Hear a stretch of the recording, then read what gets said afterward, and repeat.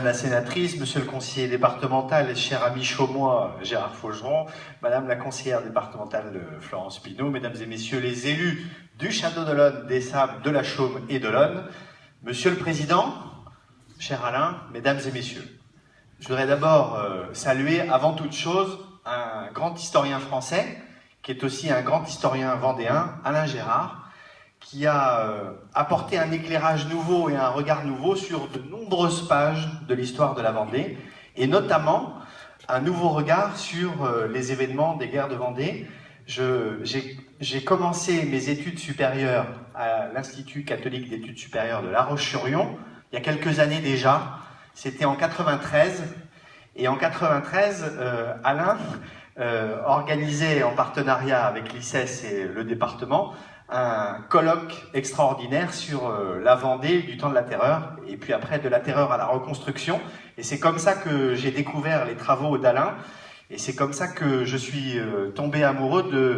de ce regard particulier que seul Alain Gérard sait porter sur notre histoire commune. Alors je voudrais le remercier d'être là ce soir, le remercier d'être le représentant, la voix de Paul-Émile Pajot.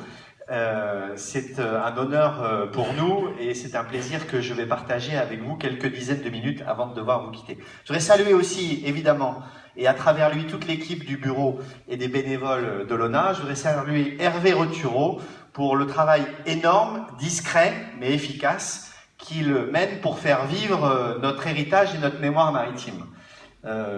Il ne parle pas, en dehors des assemblées générales, il ne parle pas beaucoup, mais il agit beaucoup, et c'est non seulement une figure chaumoise et sablaise, mais c'est vraiment un élément fort de un personnage local fort, Hervé Rothureau, qui fait vivre notre identité commune, notre identité maritime, et qui réconcilie le présent avec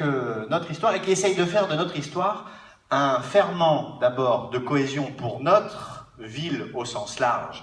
la Chaume, les Sables, Olonne, le Château, mais qui peut-être aussi, à travers le projet que je vais évoquer, d'exposition et plus tard de cité maritime, de faire vivre cet héritage pour le faire partager au plus grand monde et en faire, pourquoi pas, un levier nouveau d'attractivité pour le pays des Olonnes, pour les Sables d'Olonne. Et je voudrais remercier à travers Hervé toute l'équipe de l'ONA et toutes les associations, la VAS, Michel, Océam et le collectif mené par Roger Herriot, de leur implication dans ce projet modeste pour l'instant d'exposition, mais l'exposition c'est en fait le cocon d'où pourrait sortir dans quelques années la cité maritime des Sables d'Olonne, la cité de la mer que nous appelons tous et toutes de nos voeux. C'est un projet important qui coûtera sans doute assez cher et que nous devons mener en partenariat entre les différentes collectivités, mais aussi avec les investisseurs privés.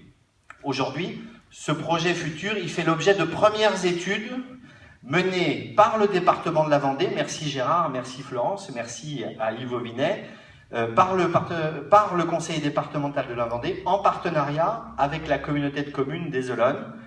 Et on vit simplement les prémices du projet futur. C'est un projet que nous partageons collectivement entre les forces vives associatives et historiques, et entre les forces vives des élus, et entre les entreprises du pays des Olonnes qui s'engagent. Parce que Hervé a parlé tout à l'heure d'une recherche de sponsors. C'est en fait une recherche de mécènes. Nous avons créé, tous ensemble, un fonds de dotation avec des entreprises du pays des Olonnes, de manière à faire en sorte que ce projet public, qui est nécessaire à notre développement futur, soit financé aussi en partenariat avec les entreprises. Et ce fonds de dotation a une vertu principale, c'est qu'il permet aux entreprises de défiscaliser. Et dans notre pays, quand on défiscalise, on attire les dons.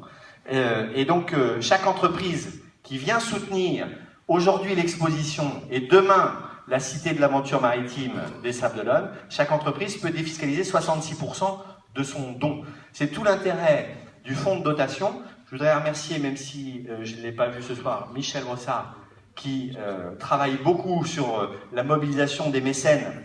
pour financer l'Expo puis la Cité de l'Aventure Maritime. C'est un projet auquel nous croyons tous et dans lequel nous nous impliquons, qui mettra du temps, mais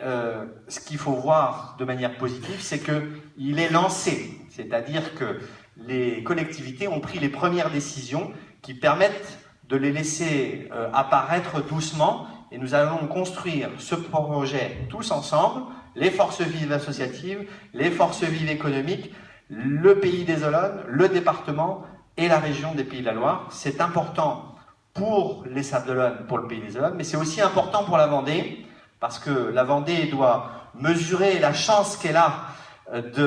d'avoir cet héritage maritime, d'avoir cet horizon dégagé, et c'est un moyen de faire de cet héritage-là un levier de croissance et d'attractivité pour notre avenir commun. Alors 2007,